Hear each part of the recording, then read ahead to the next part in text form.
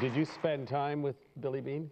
Did spend a lot of time with Billy. Just didn't want to do him wrong. I really liked the guy immediately and met his family, and there's a responsibility to, of course, to do him justice.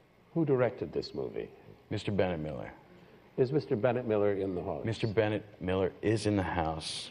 Would you introduce him, please?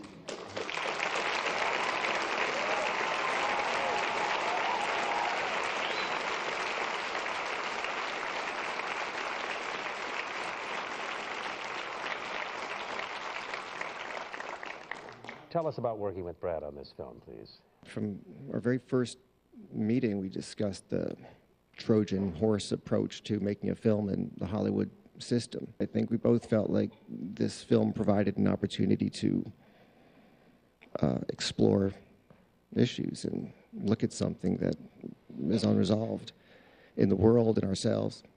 And it was a great partnership for me. What's not being told about this movie is how much authorship this man had over the film, and I love this film. I don't say that about every film, especially mine. For our students, I would like to ask you a couple of questions that, with luck, they may have to answer someday. Some actors, like Nicholson, allow themselves great freedom from one take to the next. Yes. Never repeating what they've done before. Others are consistent from take to take. Do you have a preference? I prefer the first. I prefer to try to keep switching it up and seeing where it goes and where it lands. You'll surprise yourself in delightful ways. How much of this role did you prepare before you arrived on the set? A lot. I studied this one, you know, for a few years, working it and developing it, and I can't tell you the value of that. That's why I'm saying you cannot research enough. It's something that's going to come out of it. How much of Brad Pitt winds up in any role that you play? It has to be personal, so there's a bit of me in all of it. It doesn't work otherwise. Good actors have a way of making us care about their characters, because Moneyball is a beautifully made and beautifully acted film.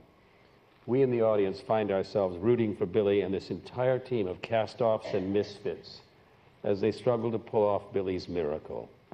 Here's what happens when they come close to it.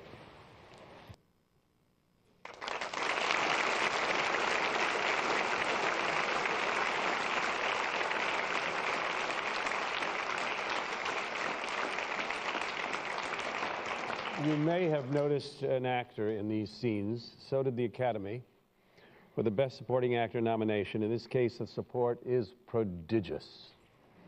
Brad, would you introduce your colleague to our students? I would be happy to. Mr. Jonah Hill.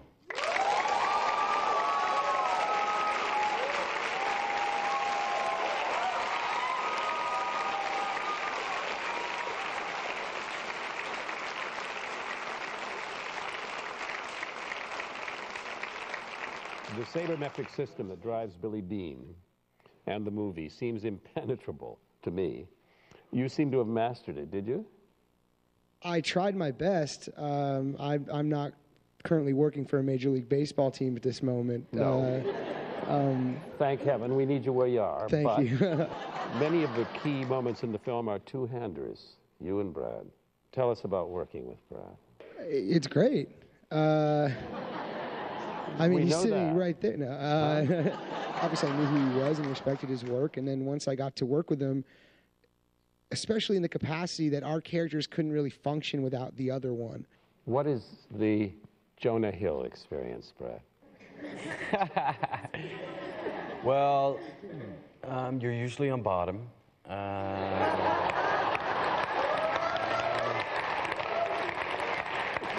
Usually.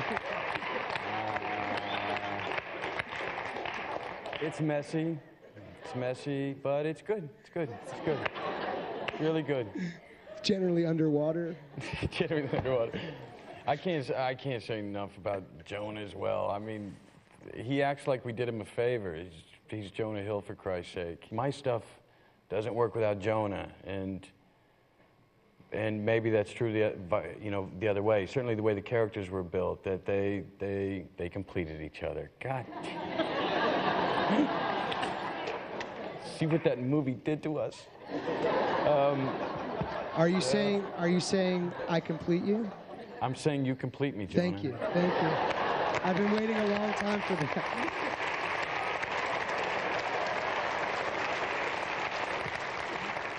Finally.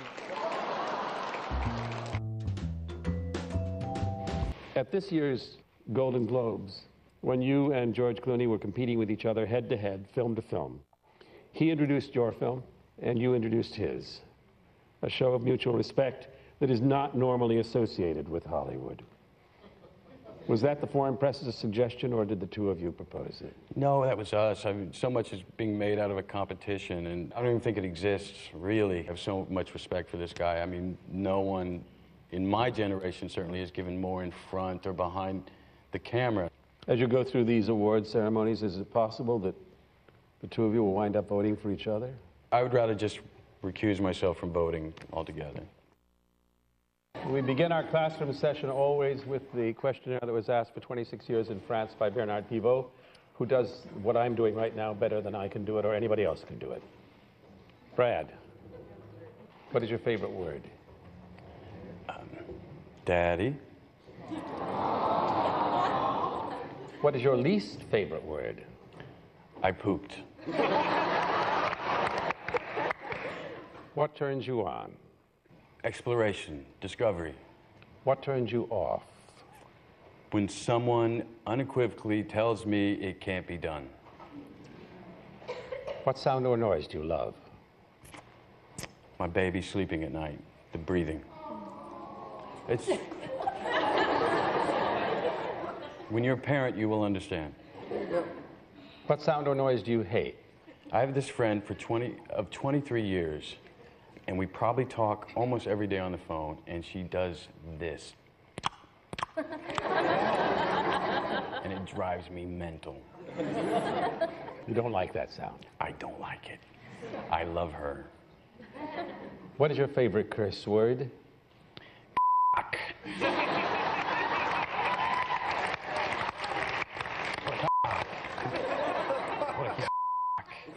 I mean, it's underused. It has great power, and I think we can do for it what the Brits did for so.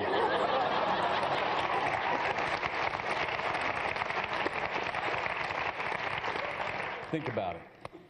What profession other than your own would you like to attempt? Architecture. What profession would you absolutely not like to do? Right now, a politician running for an office. Finally, if heaven exists, what would you like to hear God say when you arrive at the pearly gates? I'm thinking about redoing the place. Got any ideas? Here are your students.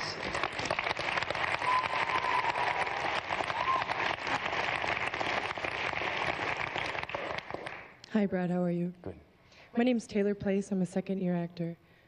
I'm a huge fan of Fight Club. It's changed my life in ways that I don't even recognize on a daily basis. You've spoken about how you put some of yourself in each of your characters to make them your own. How much do they affect you?